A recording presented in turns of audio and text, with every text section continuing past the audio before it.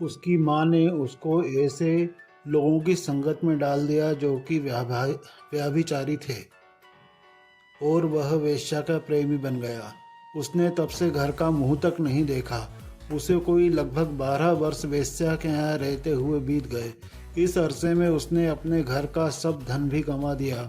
चंपा में चारुदत्त का घर अच्छे धनिकों की गिनती में था, पर अब वह एक साधारण स्थिति का आदमी बन गया। अभी तक चारुदत्त के खर्चे के लिए उसके घर से नगद रुपया आया करता था, पर अब रुपये लुट जाने से उसकी स्त्री का गहना आने लगा। जिस वेश्या के साथ चारुदत्त का प्रेम था, उसकी माँ ने चारुदत्त को दरिद्र हुआ समझकर एक दिन अपनी लड़की से कहा, बेटी, अब इसके पास धन नहीं रहा, यह भिखारी हो चुका है, इसलिए अब तुझे इसका साथ छोड़ देना चाहिए। अपने लिए दरिद्री मनुष्य किस काम का है। वही हुआ भी। वसंत सेना ने उसे अपने घर से बाहर निकाल दिया। सच है, वेश्याओं की प्रीति धन के साथ ही रहती है। जिसके पास जब तक पैसा रहता है उससे तभी तक प्रेम करती है। जहाँ धन नहीं वहाँ वेश्या का प्रेम भी नहीं। यह देख चारुदत्त को बहुत दुख हुआ। अब उसे जान पड़ा कि विषय भोगों में अत्यंत आसक्ति का कैसा भयंकर परिणाम होता है। वह अब एक पल भर के लिए भी वहाँ नहीं ठहरा और अपनी प्रिया के भूषण ले लिवाकर विदेश चलता बना। उसे इस हालत में माता को अपना कलंकित मुंह दिखलाना उचित नहीं जान पड़ा। दोस्तों नमस्कार, जय जिनेंद्र। आज मैं आपके लिए लेकर आया हूँ जैन धर्म के सेठ चारुदत्त की कहानी।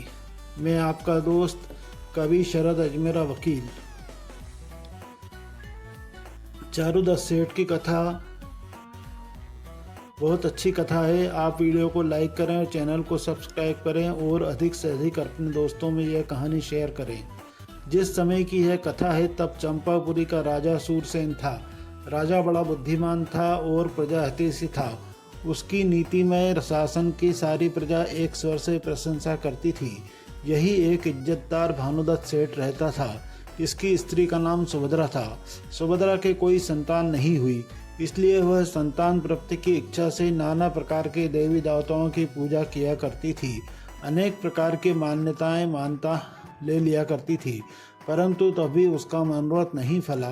तब एक चारण रिद्धिधारी मुनिराज की कृपा से उसे एक पुत्र को प्राप्ति हुई। उस पुत्र का नाम उन्होंने चारुदत्त रखा। चारुदत्त बचपन से ही लिखने पढ़ने में अधिक योग्य था। यही कारण था कि उसे 24-25 वर्ष का होने पर भी किसी प्रकार की विषय वासना नहीं छू पाई थी। उसे तो दिन रात अपनी पुस्तकों से प्रेम था। उन्हीं के अभ्यास, विचार, मनन, चिंतन में वह सदा मग्न रहता था और इसी के बालपन की वजह से वह बहुधा करके विरक्त रहता था। उसकी इच्छा नहीं थी कि वह ब्याह कर संसार के माया जाल में अपने को फंसावे, पर उसके माता पिता ने उससे ब्याह करने का बहुत आग्रह किया। उनकी अनुरोध से उसने एक गुणवती पुत्री मित्रवती के साथ विवाह किया। ब्याह हो गया, पर तब भी चारुदत्त उसका रहस्य नहीं समझ पाया और इसलिए उसने कभी अपनी प्रिया का मुंह तक नहीं देखा। पुत्र की युवा अवस्था में यह दशा देखकर उसकी माँ को बड़ी चिंता हुई। चारुदत्त की विषयों की ओर प्रवृत्ति हो, इसीलिए उसने चारुदत्त को ऐसे लोगों की संगति में डाल दिया था और आज उसका परिणाम बहुत ही बुरा निकला था और वह दरिद्र होकर उसको देश छोड़कर जाना पड़ा था, जो कि वहां से चलकर धीरे धीरे उलुग देश के उशीरावर्त नाम के शहर में पहुंचा। चंपा से जब वह रवाना हुआ था तब साथ में उसका मामा भी हो गया था। उशीरावर्त में उन्होंने कपास की खरीद की। यहाँ से कपास लेकर दोनों ताम्रलिप्ता नामक पुरी की ओर रवाना हुए। रास्ते में ये एक भयंकर वन में जा पहुंचे। कुछ विश्राम के लिए इन्होंने यहीं डेरा डाल दिया। इतने में एक महा आंधी आई और उससे परस्पर की रगड़ से बांसों में आग लगी। हवा चल रही थी, सो आग की चिंगारियां उड़कर इनके कपास पर जा पड़ी। देखते ही देखते वह सब कपास भस्मीभूत हो गया। सच है, बिना पुण्यों के कोई काम सिद्ध नहीं हो पाता है, इसलिए पुण्य कमाने के लिए भगवान के उपदेश किए मार्ग पर चलना सबका कर्तव्य है। इस हानि से चारुदत्त बहुत ही दुखी हो गया। वह वहां से किसी दूसरे देश की ओर जाने के लिए अपने मामा से सलाह करने लगा।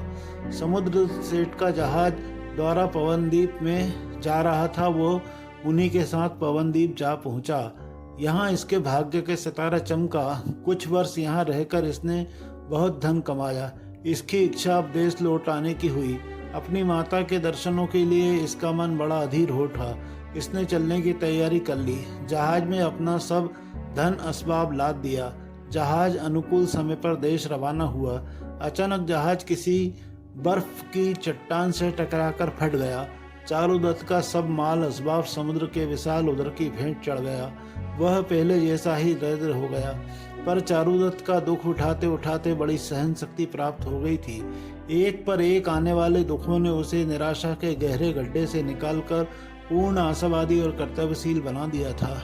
इसलिए अब की बार उसे अपनी हानि का कुछ विशेष दुख नहीं हुआ। वह फिर से कमाने के लिए विदेश चल पड़ा। उसने अब की बार फिर से बहुत धन कमाया। घर लाते समय फिर भी उसकी पहले जैसी दशा हुई। इतने भी उसके बुरे कर्मों का अंत ना हो गया, परंतु ऐसी ऐसी भयंकर घटनाओं से उसे 7 बार सामना होना पड़ा। इसने कष्ट पर कष्ट सहा, पर कर्तव्य से कभी विमुख नहीं हुआ। अब की बार जहाज के फट जाने से यह समुद्र में गिर पड़ा। इसने अपने जीवन का संदेह हो गया था। इतने में भाग्य से बहकर आता हुआ एक लकड़े का तख्ता इसके हाथ पड़ गया। उसे पाकर इसके जी में जी आया। किसी तरह से वह उसकी सहायता से समुद्र के किनारे आ लगा। यहाँ से चलकर यह राजगृह में पहुंचा। यहाँ इसे एक विष्णु मित्र नाम का सन्यासी मिला। सन्यासी ने इसके द्वारा कोई अपना काम निकलता देख पहले बड़ी सज्जनता के साथ इसके साथ बर्ताव किया। चारुदत्त ने यह समझकर कि यह कोई भला आदमी है, अपनी सब हालत उससे कह दी। चारुदत्त को धनार्थी समझकर विष्णुमित्र उससे बोला, मैं समझ गया, तुम धन कमाने को घर से बाहर हुए हो। अच्छा हुआ, तुमने सब अपना हाल सुना दिया। अब सिर्फ धन के लिए तुम्हें इतना कष्ट ना उठाना पड़ेगा। तुम मेरे साथ आओ। यहाँ से कुछ दूर जंगल में एक पर्वत है। उसकी तलहटी में एक कुआं है। वहाँ रसायन भरा हुआ है। उससे सोना बनाया जाता है। सो तुम उसमें से कुछ थोड़ा सा रसायन ले आओ। उससे तुम्हारी सब दरिद्रता नष्ट हो जाएगी। चारुदत्त सन्यासी के पीछे पीछे हो लिया। सच है, दुर्जनों द्वारा धन के लोभी कौन कौन नहीं ठगे गए। सन्यासी और उसके पीछे पीछे चारुदत्त, ये दोनों एक पर्वत के पास जा पहुंचे। सन्यासी ने रस लाने की बात समझाकर चारुदत्त के हाथ में एक तुम्बी दी और एक सीके पर उसे बैठाकर कुएं में उतार दिया। चारुदत्त पहले तो डरा, फिर जब उसे मनुष्य ने कहा कि तुम डरो मत, सब कुछ संभल कर करना। कुएं के अंदर उसे एक मनुष्य मिला था। वही ऐसा बोल रहा था। कुएं में बैठा हुआ मनुष्य बोला, सुनो, मैं उज्जैनी में रहता हूँ। मेरा नाम धनदत्त है। मैं किसी कारण से सिंहलदीप गया था। वहाँ से लौटते समय तूफान में पड़कर मेरा जहाज फट गया और मैं देव कृपा से बच गया। समुद्र से निकलकर मैं अपने शहर की ओर जा रहा था कि रास्ते में मुझे यह सन्यासी मिला। यह दुष्ट मुझे धोखा देकर यहाँ लाया। मैंने कुएं में से इसे रस भर कर ला दिया। इस पापी ने पहले तुम्बी मेरे हाथ से ले ली और फिर रस्सी काटकर भाग गया। मैं आकर कुएं में गिरा। भाग्य से चोट तो अधिक न आई, पर 2-3 दिन इसमें पड़े रहने से मेरी तबीयत खराब हो गई है और अब मेरे प्राण घुट रहे हैं। उसकी हालत सुनकर चारुदत्त को बड़ी दया आई और वह ऐसी जगह में फंस चुका था जिससे उसके जलाने का कुछ यत्न नहीं कर सकता था। चारुदत्त ने उससे पूछा, तो मैं इस सन्यासी को रस भरकर दूं या ना दूं? धनदत्त ने कहा, नहीं, ऐसा मत करो, रस तो भरकर दे ही दो, अन्यथा यह ऊपर से पत्थर वगैरह मारकर बड़ा कष्ट पहुंचाएगा। तब चारुदत्त ने एक बार तो तुम्बी को रस से भरकर सीके पर रख दिया। सन्यासी ने उसे निकाल लिया।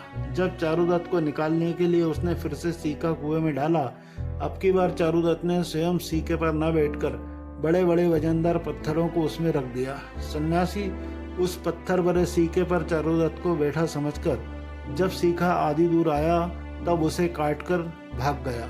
चारुदत्त की जान बच गई। उसने धनदत्त से कहा, तुमने मुझे जीवन दान दिया है और इसके लिए मैं तुम्हारा जन्म जन्म में ऋणी रहूंगा। और तो कहो कि अब इस कुएं से निकलने का क्या उपाय है? धनदत्त बोला कि यहाँ रस पीने के लिए प्रतिदिन एक गाय आया करती है। तब आज तो वह आकर चले गई है, पर कल सवेरे फिर आएगी। तुम उसकी पूंछ पकड़कर निकल जाना। इतना कहकर वह बोला, अब मुझसे बोला नहीं जाता है, मेरे प्राण बड़े संकट में हैं। चारुदत्त को यह देखकर बड़ा दुख हुआ कि वह अपने उपकारी की कुछ सेवा नहीं कर पाया। उससे और तो कुछ नहीं बना, पर इतना तो उसने तब भी किया कि धनदत्त को पवित्र जिन धर्म का उपदेश देकर नमस्कार मंत्र सुनाया और साथ ही संन्यास भी लिवा दिया। सवेरा हुआ, सदा की भांति आज भी गो जब रस पीने आई, तब रस पीकर जैसे ही वह जाने लगी, चारुदत्त ने उसकी पूंछ पकड़ ली। उसके सहारे वह बाहर निकल आया। यहाँ से इस जंगल को लांघकर वह एक ओर जाने लगा। रास्ते में इसकी भेंट अपने मामा रुद्रदत्त से हो गई। रुद्रदत्त ने चारुदत्त का सब हाल जानकर कहा, तो चलिए अब हम रतनदीप चलें, वहाँ अपना मनोरथ अवश्य पूरा होगा। धन की आशा से ये दोनों जब रत्नदीप जाने को तैयार हुए, रत्नदीप जाने के लिए पहले एक पर्वत पर जाना पड़ता था और पर्वत पर जाने का जो रास्ता था वह बहुत सकरा था। इसलिए पर्वत पर जाने के लिए इन्होंने 2 बकरे खरीद लिए और उन पर सवार होकर ये रवाना हो गए। रात को ये दोनों सो गए। चारुदत्त को स्वप्न में भी ख्याल न था कि रुद्रदत्त सब में इतना भयानक होगा, इसलिए वह निशंक होकर सो गया।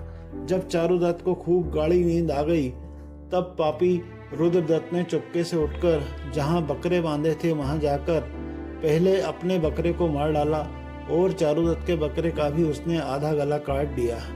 अचानक चारुदत्त की बकरे की चीख से नींद खुल गई। रुद्रदत्त को अपने पास सोया न पाकर उसका माथा ठनका। वह उठकर दौड़ा और बकरों के पास पहुंचा। जाकर देखता है तो देखा कि मामा उसके बकरे का गला काट रहा है। चारुदत्त को काटा तो खून नहीं, वह क्रोध के मारे भर्रा गया। उसने रुद्रदत्त के हाथ से छुरी छुड़ाकर फेंकी और उसे खूब खरी खोटी सुनाई और उस अधमरे बकरे को देखकर दयापूर्ण भाव से चारुदत्त ने नमोकार मंत्र सुनाया, पर वह उसको बचाने का प्रयत्न करने के लिए लाचार था, क्योंकि वह अधमरा हो चुका था। उसकी शांति के साथ मृत्यु हुई और सुगति हुई। जो धर्मात्मा जिनेंद्र भगवान के उपदेश का रहस्य समझने वाला है, उनका जीवन सच पूछो तो केवल परोपकार के लिए ही होता है। चारुदत्त ने बहुत चाहा कि मैं पीछे लौट जाऊं, पर वापस लौटना का उसके पास कोई उपाय न था। इसलिए अत्यंत लाचारी की दशा में उसे भी रुद्रदत्त की तरह उस थैली की शरण लेना पड़ी। उड़ते हुए भैरुंड पक्षी पर्वत पर 2 मांसपिंड पड़े देखकर आए और उन दोनों को चोंच से उठाकर चलते बने। रास्ते में उनमें परस्पर लड़ाई होने लगी। परिणाम यह निकला कि जिस थैली में रुद्रदत्त था वह पक्षी की चोंच से टूट गया। छूटकर वह सीधे समुद्र में जाकर गिरा और मर गया। मरकर वह पाप के फल से कुगति में गया। ठीक भी है, पापियों की कभी अच्छी गति नहीं होती है। चारुदत्त की थैली जो कि पक्षी लाया था, उसने उसे रत्नदीप के एक सुंदर पर्वत पर ले जाकर रख दिया। इसके बाद पक्षी ने उसे चोंच से चीरना शुरू किया। उसका कुछ भाग चीरते ही उसे चारुदत्त दिखा। पक्षी उसी समय डरकर उड़ गया। सच है, पुण्यवानों का कभी कभी तो दुष्ट भी हित करने वाले ही हो जाते हैं। जैसे ही चारुदत्त थैली से बाहर निकला कि धूप में मेरू की तरह निश्चल खड़े मुनिराज को देखकर चारुदत्त की उन पर बहुत श्रद्धा हो गई। चारुदत्त उनके पास गया और बड़ी भक्ति से उसने मुनिराज के चरणों में अपना सिर रखा। मुनिराज का ध्यान पूरा होते ही उन्होंने चारुदत्त से कहा, चारुदत्त क्यों, तुम अच्छे तो हो? मुनि द्वारा अपना नाम सुनकर चारुदत्त को कुछ असंतोष हुआ कि एक अत्यंत अपरिचित देश में उसे कोई पहचानता भी है, पर उसके साथ ही उसके आश्चर्य का भी ठिकाना न रहा। वह बड़े विचार में पड़ गया कि मैंने इन्हें कभी नहीं देखा है और इन्होंने मुझे कहाँ देखा था। अस्तु, जो भी हो इन्हीं से पूछता हूँ, ये मुझे कहाँ से जानते हैं। वह मुनिराज से बोला, प्रभु मालूम होता है आपने मुझे कहीं देखा है, बतलाइए मैं आपको कहाँ मिला था। मुनि बोले, सुनो, मैं एक विद्याधर हूँ, मेरा नाम अमित गति है। एक दिन मैं चंपापुरी के बगीचे से अपनी प्रिया के साथ सैर करने को गया था। उसी समय एक धूम सिंह नाम का विद्याधर आ गया था। मेरी सुंदर स्त्री को देखकर उस पापी की नीयत डगमगा गई। काम से अंधे हुए उस पापी ने अपनी विद्या के बल से मुझे एक वृक्ष में कीलित कर दिया और मेरी प्यारी को विमान में बिठाकर मेरे देखते देखते आकाश मार्ग से चल दिया। उस समय मेरे को कोई ऐसे पुण्यकर्म का उदय आया कि आप उधर से आ गए और दयावान समझकर मैंने तुमसे मदद मांगी और जहाँ औषधियाँ रखी थी वो बताया, और आपने वह औषधियाँ पीसकर मेरे शरीर पर लेप किया और उससे मैं दुष्ट विद्याओं के प्रभाव नष्ट होकर आज़ाद हो गया। मैं इन विद्याओं के पंजे से छूटा, जैसे गुरु के उपदेश से जीव माया मिथ्या के मोह से निकल जाता है, और मैं उसी समय दौड़ा हुआ कैलाश पर्वत पर जा पहुंचा और धूम सिंह को उसके कर्म का उचित प्रायश्चित देकर उससे अपनी प्रिया को छुड़ा लाया।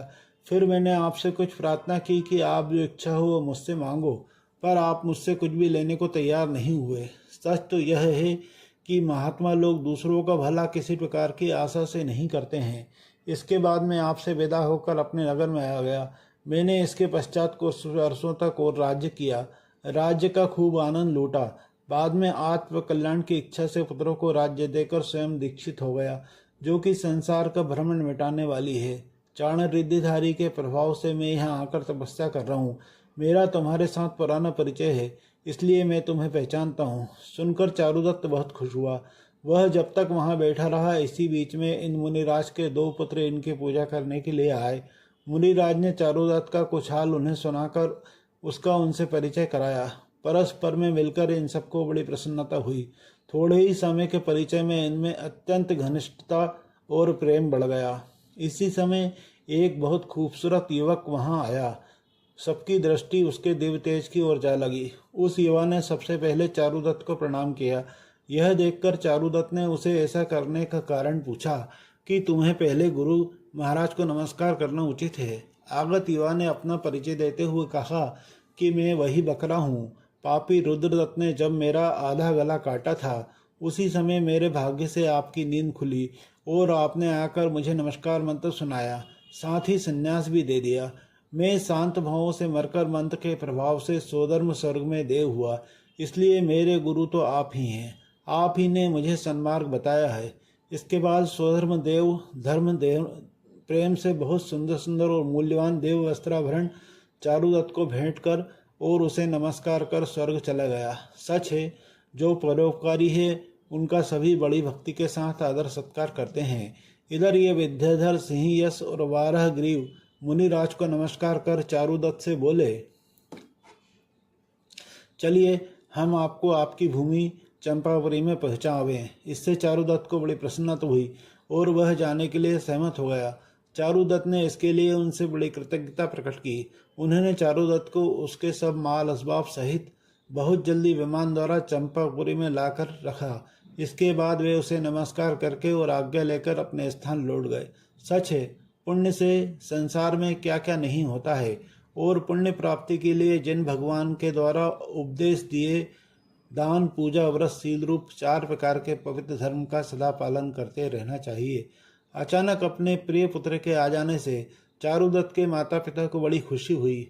उन्होंने बार बार उसे छाती से लगाकर वर्षों से व्याग्नि को जलते हुए अपने हृदय को ठंडा किया।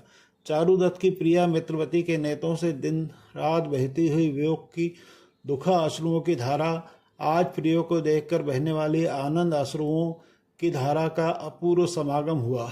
उसे जो आज सुख मिला उसकी समानता में स्वर्ग का दिव्य सुख तुच्छ है। बात ही बात में चारुदत्त ने आने के समाचार सारी पूरी नगरी में पहुंच गया और उससे सभी को आनंद हुआ। अंत में उदासीन होकर वह अपनी जगह पर अपने सुंदर पुत्र को नियुक्त करके दीक्षा ले लिए। मुनि होकर उसने खूब तप किया और आयु के अंत में संन्यास सहित मृत्यु को प्राप्त कर लिया। इसलिए यदि तुम्हें श्रेष्ठ सुख की चाह है तो तुम भी इसी धर्म का आश्रय लो।